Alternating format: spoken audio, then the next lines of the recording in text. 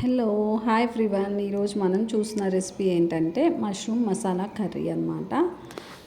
Veg తినే వాళ్ళకి చాలా చాలా బాగుంటుంది. ఇది మనము ఏ బిర్యానీకి ఏ రైస్కైనా నార్మల్ రైస్కి తీసుకోవచ్చు, చపాతీకి చాలా బాగుంటుంది. అండ్ అలాగే మనం జీరా రైస్కి మంచి కాంబినేషన్, గీ రైస్ జీరా రైస్ బిర్యానీ అన్నిటికీ చాలా బాగుంటుంది అనమాట. సో మనం ఇలా ఫస్ట్ మష్రూమ్స్ని తీసుకోవాలి. మష్రూమ్ అంటేనే మనకి ఎక్కువ మట్టి మట్టిగా ఉంటుంది కాబట్టి ఫస్ట్ మనం కట్ చేసుకోవాలన్నమాట. వాటిని మంచిగా కట్ చేసుకోవాలి. కట్ చేసుకున్న తర్వాత మనం హాట్ వాటర్ తీసుకోవాలన్నమాట. హాట్ వాటర్లో ఈ కట్ చేసిన మష్రూమ్స్ని యాడ్ చేయాలి. అప్పుడు మనకేంటంటే ఏదన్నా మట్టి అంతా మనకు వచ్చేస్తుంది అనమాట. ఫస్ట్ మనం దీన్ని మంచిగా వాష్ చేసుకున్న తర్వాత కట్ చేసుకోవాలి. కట్ చేసుకున్న తర్వాత మనం హాట్ వాటర్లో యాడ్ చేసుకోవాలన్నమాట.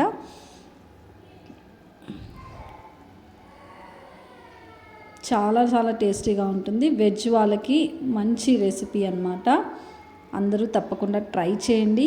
Please subscribe to Alekhya's kitchen Indian recipes for more cooking videos. చూసారు కదా, మనము స్టవ్ ఆన్ చేసుకొని అందులో కొంచెం వాటర్, ఒక ప్యాన్ తీసుకొని అందులో కొంచెం వాటర్ అండ్ అలాగే కొంచెం సాల్ట్ యాడ్ చేసి బాగా ఆ వాటర్ని బాయిల్ చేసుకోవాలన్నమాట, మరగనివ్వాలి. సాల్ట్ వేసుకోవడం వల్ల ఏంటంటే ఏదైనా మట్టి ఉన్న అంతా బయటకు వచ్చేస్తుంది అనమాట.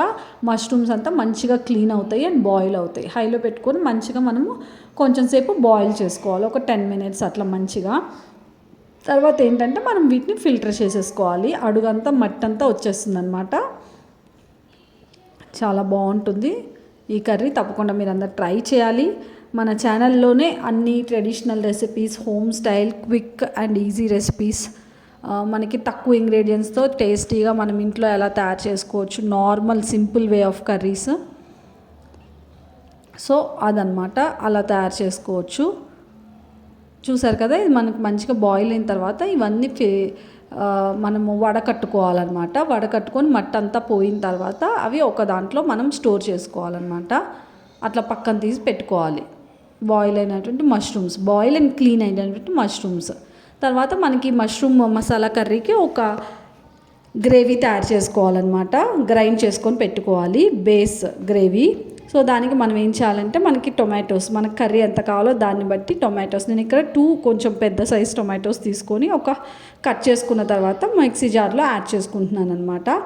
యాడ్ చేసుకున్న తర్వాత మనం కొంచెం పచ్చిమిరపకాయలు యాడ్ చేసుకోవాలి అండ్ అలాగే ఎండుమిరపకాయలు కూడా యాడ్ చేసుకోవాలి. ఇంక ఇదే మనకి కారం, నార్మల్ కారం కూడా కొంచెం యాడ్ చేస్తాం, బట్ ఇదే మనకి మేజర్గా కర్రీలో కారం అనమాట. తర్వాత మనం జీడిపప్పు, ఇలా చిన్న చిన్న పీసెస్గా కట్ చేసుకున్న జీడిపప్పు పలుకులు యాడ్ చేసుకోవాలి. అండ్ అలాగే లవంగాలు, చెక్క, ఇవంతా మనకి మసాలా. అండ్ అలాగే మంచి కర్డ్ అనమాట, గడ్డ పెరుగు అంటారు కదా, అట్లా పెరుగు మనకేంటంటే కొంచెము ట్యాంగీనెస్ ఇస్తుంది కర్రీకి. టొమాటోస్ ఎలాగో యాడ్ చేస్తున్నాము. కర్డ్ మనం ఒక 2 స్పూన్స్ యాడ్ చేసుకున్న తర్వాత గసగసాలు అండ్ అలాగే నువ్వులు యాడ్ చేసుకోవాలి. అండ్ అలాగే అల్లం వెల్లుల్లి పేస్ట్ కూడా యాడ్ చేసుకోవాలన్నమాట. వెల్లుల్లిపాయలు సపరేట్గా అయినా యాడ్ చేసుకోవచ్చు. యాడ్ చేసుకున్న తర్వాత మంచిగా గ్రైండ్ చేసుకోవాలన్నమాట.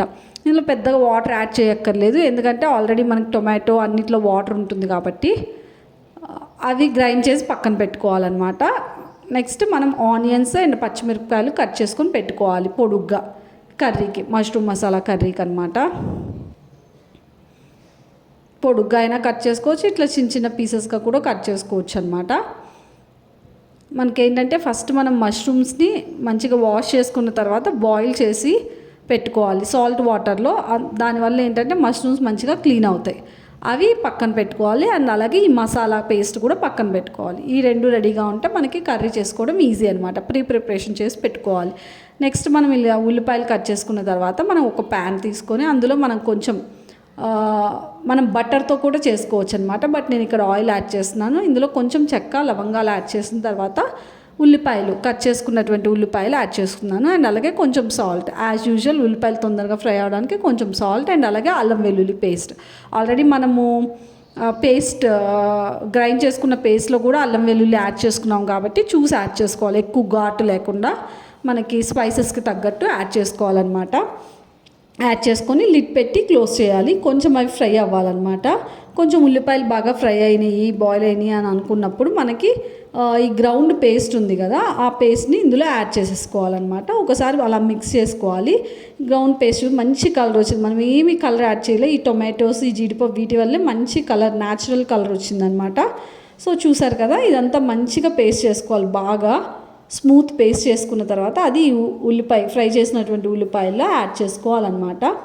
యాడ్ చేసుకొని కొంచెం ఇది బాయిల్ అవ్వాలి. పచ్చి వాసన అంతా పోయేంత వరకు ఉంచాలన్నమాట. ఎందుకంటే మనం వేటిని ఫ్రై చేయలేదు, పచ్చిగా అలాగే పేస్ట్ చేసుకున్నాం కాబట్టి మనం ఇక్కడ స్టవ్ మీద బాగా మనం బాయిల్ అవ్వనివ్వాలి. పచ్చి వాసన రాకుండా ఉంటుందన్నమాట. ఇందులో మనం సాల్ట్ అండ్ అలాగే టేస్ట్కి సరిపడా సాల్ట్ అండ్ అలాగే కొంచెం పసుపు యాడ్ చేసుకున్నాం. అండ్ అలాగే కారం చూసుకొని యాడ్ చేసుకోవాలి. ఎందుకంటే మనం ఆల్రెడీ పేస్ట్లో గ్రైండ్ చేసుకున్న పేస్ట్లో మనము గ్రీన్ చిల్లీ అండ్ అలాగే రెడ్ చిల్లీ, ఎండుమిరపకాయలు, పచ్చిమిరపకాయలు 2 యాడ్ చేస్తున్నాం కాబట్టి ఇది కలర్ కోసం కొంచెం యాడ్ చేస్తున్నాను అంతే.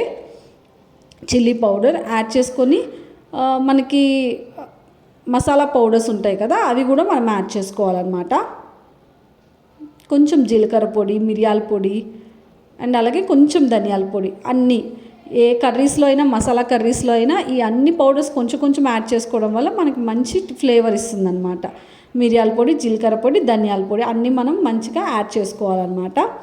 యాడ్ చేసుకొని ఈ పేస్ట్ని బాగా మిక్స్ చేసుకోవాలన్నమాట. మిక్స్ చేసుకున్న తర్వాత మనము ఆయిల్ పైకి వచ్చేంతవరకు, పైకి తెలితే మనకు తెలిసిపోతుంది అనమాట ఇది మంచిగా బాయిల్ అయిపోయింది అని. అప్పటి వరకు మనం ఉంచుకోవాలన్నమాట. ఈ గ్రేవీని బాగా బాయిల్ చేసుకోవాలి.